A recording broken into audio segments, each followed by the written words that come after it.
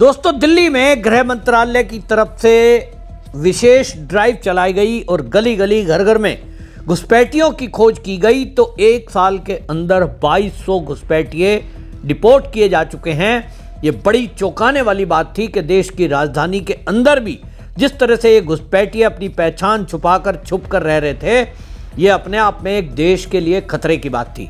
लेकिन गृह मंत्रालय माने अमित शाह के सख्त एक्शन के बाद सीधा सीधा सभी राज्य के डीजीपी और यूटी के डीजीपी को कहा गया, पुलिस कमिश्नरों को कहा गया कि घर घर पहचान करिए और उनके कम से कम चेन को चेक करिए। यानी किसी ने अपना आधार कार्ड दिखाया तो उसके पिता की जो आइडेंटिटी है उसको भी जानिए, क्योंकि फर्जी आधार कार्ड हो या फर्जी पैन कार्ड हो, इसका पता तभी चलेगा जब पिता की भी पहचान की जाए। और जब ऐसा किया गया, जो कि अपने आप में एक बहुत जटिल प्रक्रिया है, आप समझ रहे हैं कि दिल्ली की जो पूरी आबादी है उसमें कहाँ जाएं इनको खोजने। खास तौर पे दिक्कत कब आती है, ये लोग झुग्गी झोंपड़ी बनाकर सड़क के किनारे रहते हैं। पुलिस जाएगी पूछने के लिए तो आज यहाँ कल वहाँ, पेपर नहीं है साहब, हमारे पास तो कुछ भी नहीं है, हम तो भिखारी हैं, गरीब हैं, कबाड़ी का काम करते हैं। और इस तरह से ये मूवमेंट इनकी रहती है।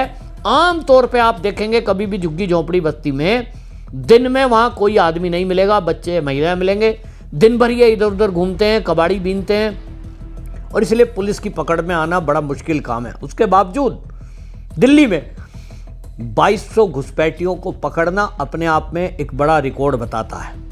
इसी तरह की कार्रवाई आप देखिए देश के कई राज्यों में हुई। सबसे ज़्यादा गुजरात के अंदर ये घुसपैठिए पकड़े गए। जो वहाँ कार्रवाई हुई उसमें हजारों ऐसे लोग पकड़े गए जिन्हों घुसपैठिए थे और पहचान छुपाकर गुजरात में रह रहे थे।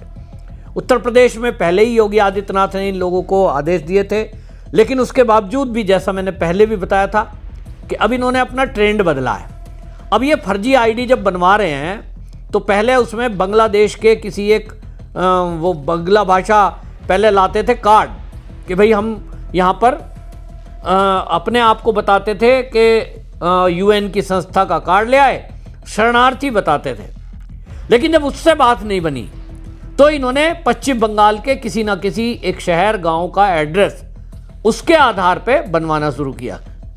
लेकिन अब ये भी हो गया कि भाई आप बांग्लादेश से पश्चिम बंगाल घुसे और निश्चित रूप से पूरे देश में एजेंसियों को ये पता लग चुका है कि फर्जी दस्तावेज पश्चिम बंगाल में तैयार करके लाते हैं। और अब इन्होंने घुसपैठियों ने अपना अब तीसरा तरीका बदला कि जब ये पश्चिम बंगाल का एड्रेस भी इनको काम नहीं आ रहा है और फिर इनसे पूछताछ की जा रही है, तो अब ये हिंदू नाम से आ रहे हैं।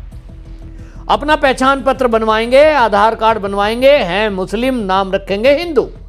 और उसके कारण क्या है कि जो महिलाएं हैं, शहरों में एक बड़ी समस्या रहती है कि घरेलू जो सहायिका होती है, बर्तन मांजने के लिए, झाड़ू लगाने के लिए, पोछा लगाने के लिए, ज़्यादातर शहरों में एक तो ये है कि लोग खुद करना भी नहीं चाहते जिनके पास पैसा है, या नौकरी पेशे वाली महिलाएं हैं, ऐसा कोई घर है तो इनको घरेलू सहायिका, जिसको काम वाली बाई बोल देते हैं देसी भाषा में, महाराष्ट्र की भाषा में, वो बाई वाला जो ट्रेंड है शहरों में बड़ा महंगा है।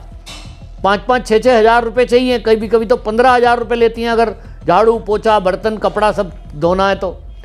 अब उतने में इनको आसानी से एक दिन में 5 घर 6 घर इन्होंने ढूंढा तो 50-60 हज़ार रुपया महीना शहरों में अच्छे कॉलोनियों में ले रही हैं। जैसा है कोई छोटी कॉलोनी है तो उसमें 10 हज़ार रुपया पड़ जाता है। अब उसमें इन्होंने क्या कर दिया कि क्योंकि लोग पहचान करेंगे, हिंदू नाम रखिए, हिंदू नाम बताइए, घर में एंट्री कर दीजिए, मेरा नाम तो अनिल है, मेरा नाम तो बबीता है, मेरा नाम सुनीता है। और फिर कोई आधार कार्ड मांगेगा कि लाओ भाई अपना आधार कार्ड की कॉपी, तो वही दिखा देते हैं फर्जी। तो पुलिस ऐसी कंडीशन में ये सबको सावधानी पूर्वक सबको बताती है कि यदि आपने घरेलू सहायक कोई रखना है तो पहले उसकी लोकल थाने में जानकारी दीजिए। थाने में खाली ये नहीं है कि आपने आधार कार्ड दे दिया और उसको देख करके वो पहचान कर लेंगे, नहीं, उनका अपना पूछताछ का तरीका है, अपना जांच करने का तरीका है। और उसके कारण वो पहली बात तो ये देखते हैं कि किसी का कोई आपराधिक रिकॉर्ड तो नहीं है। तो ये सब चीज़ें देखी जाती हैं। दिल्ली में देश की राजधानी है तो लोगों को पुलिस हमेशा वेरिफिकेशन के लिए कहती है। उसके बावजूद भी बड़ी संख्या में लोगों ने अपने घरों में काम के लिए घरेलू सहायिका रखी हुई हैं। उत्तर प्रदेश के किसी भी शहर की बात कर लो, चाहे वो गाजियाबाद हो, फिर चाहे नोएडा हो, फिर चाहे वो प्रदेश की राजधानी लखनऊ हो, सब जगह ये हाल है। लेकिन इस बात को लेकर मोदी देश के प्रधानमंत्री हैं, उन्होंने चेतावनी दी थी। और आपको बताएं, असम में एक कार्यक्रम था, वहाँ उन्होंने सीधा कहा कि भाई जो ये घुसपैठियों को हम बाहर करना चाहते हैं, इसका पहला चरण SIR है।